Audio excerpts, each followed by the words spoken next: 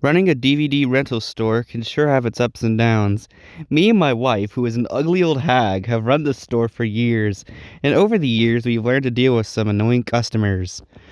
But one day we got a weird customer, so weird in fact that he gave us an experience that me and my wife shall never forget. It happened a few weeks ago. I was running the front desk while my wife was smoking a cigarette in the smoke room. An old man walked into the store and he looked like Santa Claus. He had a red woolly hat on his head and came up to me and placed a DVD on the desk. "What's this?" I asked. "A DVD, idiot," the old man replied. Before I could complain over the fact that he called me a freaking idiot, the old man had already continued speaking.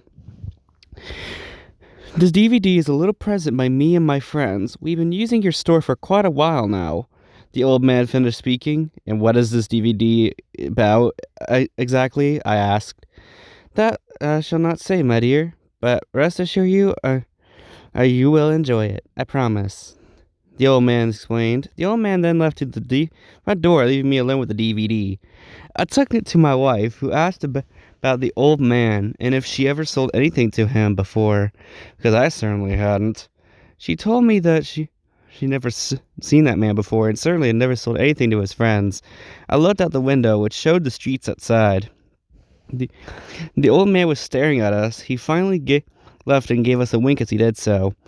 20 minutes later, I was in the break room with my wife, drinking tea as we debated whether or not we should watch the DVD. I should also mention that my wife's name is Edith. I don't know why I didn't say that information earlier. "I think we should watch it, Lazarus," Edith said.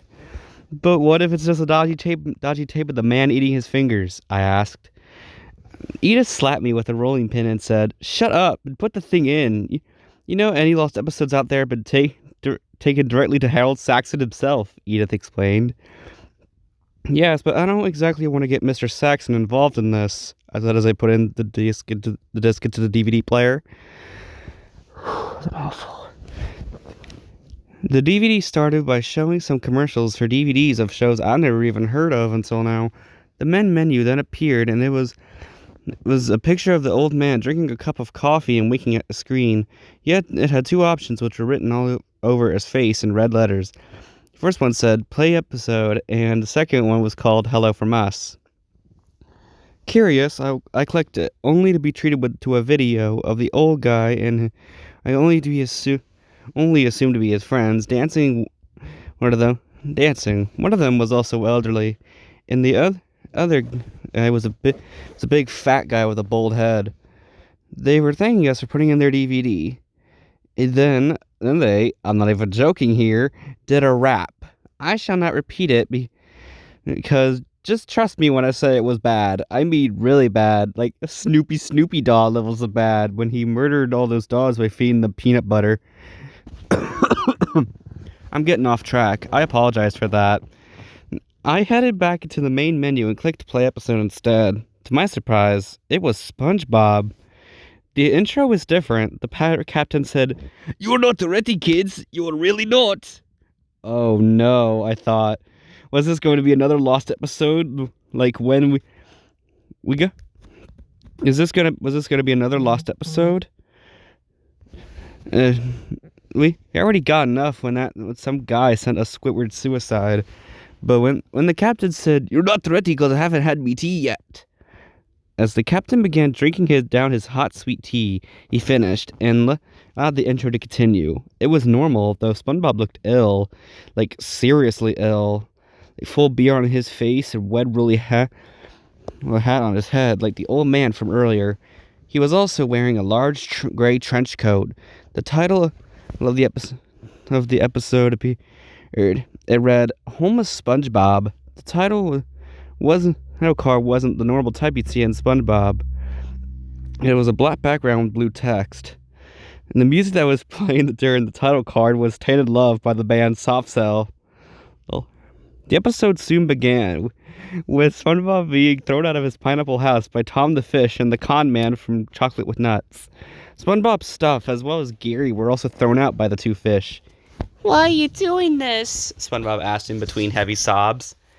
"Because, Mr. Pants, you're late on your rent again. We gave you a 3-month eviction notice, but it's not like you didn't know." the calm man look-alike explained while eating some disgusting-looking donuts. SpongeBob pleaded for the fish to give him another week, but they refused and left without saying another word. SpongeBob sighed and began to leave, with Gary following behind him. He didn't take his stuff because Squidward had set it on fire with the flamethrower. Well, at least I still got you, Gary, SpongeBob said, but all of a sudden, Gary was run over by a big truck. He was smashed into smithereens, and his blood oozed out. Oh my god, Lazarus, is that real blood? Edith exclaimed at the top of her lungs. Then we realized it was just ketchup, as Gary once worked at a ketchup factory. Remember that? Because I don't. Also, SpongeBob didn't seem to mind the death of his beloved pet Snail and began laughing, but not a happy laugh. It's a laugh, but it's a laugh that said, I ate your pizza and then took a dump in your toilet without flushing it. The screen then transitioned to show SpongeBob inside Mr. Krabs' office at the Krusty Krab. Bobby boy, what brings you here? Mr. Krabs asked. Mr. Krabs, sir, SpongeBob began. What is it, boy? Did somebody find out about me meth lab? Mr. Krabs asked. No, I've been evicted from my home, and I have nowhere else to live. Can I move into the Krusty Krab again like I did a few years back? SpongeBob asked. Frick no! Mr. Krabs yelled, as he began beating the ever-loving daylights out of the sea sponge. Edith passed out, but I didn't bother to check on her, and continued to watch the episode. I won't have a homeless hermit living in me Krusty Krab. You people are like Nazis, but worse! Mr. Krabs yelled at the top of his lungs before throwing SpongeBob out of the Krusty Krab. And if you ever come back, we will cut you into pieces and make you into a lamp, Mr. Krabs said as he made his way inside the restaurant. Right, think, SpongeBob, think, Mama began saying as he walked through the streets of Bikini Bottom late at night. There's loads of homeless people in Bikini Bottom, so there must be some sort of homeless shelter around here somewhere. SpongeBob said he searched the streets for 2 hours. Believe me, I checked my watch. He reached a dark alleyway where a fish with a chef costume was sitting. Food, please, SpongeBob cried out. No food, only meth, the fish said. Will it take away the pain? Does a man eat eclairs with a spoon? Of course it'll help. The dealer gave SpongeBob a big dose of the stuff, and then said, at first it's free, but then it goes up like a mother-ducking race car, the dealer warned. A time card then came on screen, which said 2 months later. It showed a montage of SpongeBob living out his new homeless lifestyle. The music that played during the montage was A Whole New World, sung by an Irishman. It showed SpongeBob had become heavily addicted to the meth. He also began robbing shops, including the Krusty Krab and Chum Bucket, just to keep himself dying from hunger. Sorry. As well as the fact that he needed money to get more meth. He also began sleeping in the local church after beginning a relationship with Father Wentbar. He was also donning the look that he had in the intro with the trench coat and woolly hat to boot. However, then it showed a scene of SpongeBob once again trying to break into the Krusty Krab so he can get more money to get some more meth. However, he was shot down by Mr. Krabs carrying a bazooka for some reason. It killed SpongeBob instantly. You little yellow bastard! I treated you like a son, me boy! Mr. Krabs cried as he shot himself too. Only he didn't die. Instead, he became a changed crab.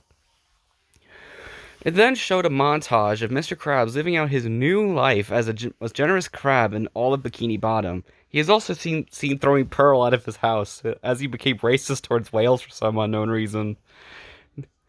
The episode showed no credits. Instead, it cut straight back to the menu. Edith got up, and I grabbed her wrinkly chin. I forced her head to look at the screen. We need to get Harold Saxon in, I said. Also, should I mention that the menu now had a picture of SpongeBob doing meth?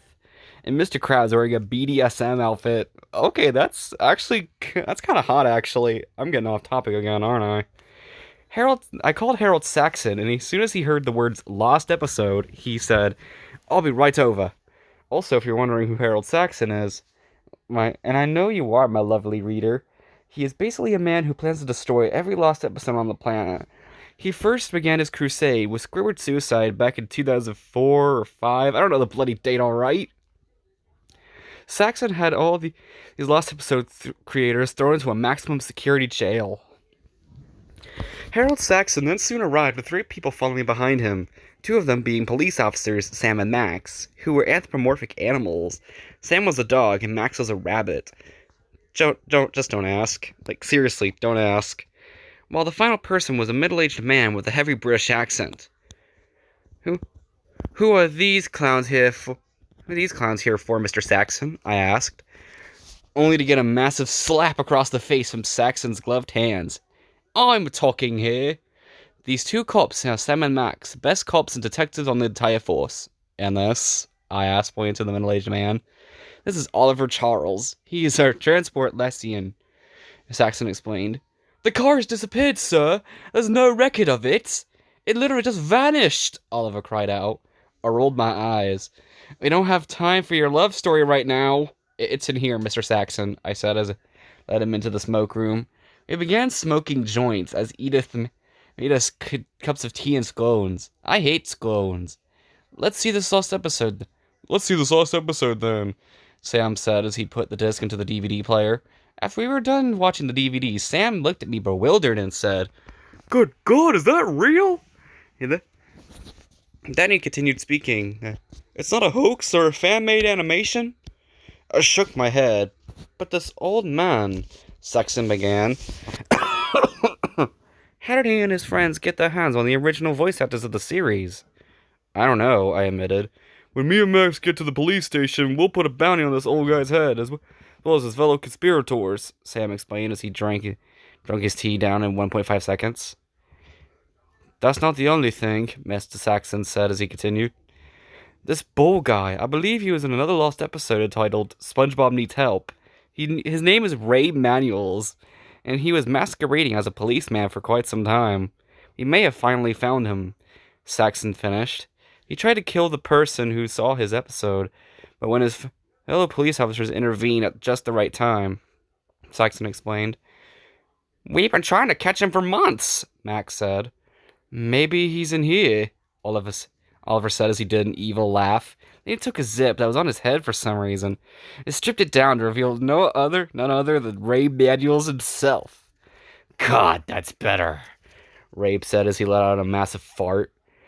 It's Rabe! Sam, Max, and Harold cried out in unison. Who are you really? And what have you done with Oliver? I asked. I am Ray Manuels, of course, and these are my friends, Rabe said as the old man from earlier and another old guy Watson in the video store walked in. And what are their names? Sam asked. I'm Wilfred Mott, the old man explained. And I'm John Cornwall. And it's time for you lot to bargain with us, John said.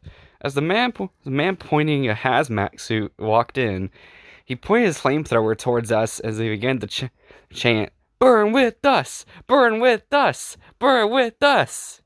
We all backed up against the wall as I closed my eyes, bracing for impact.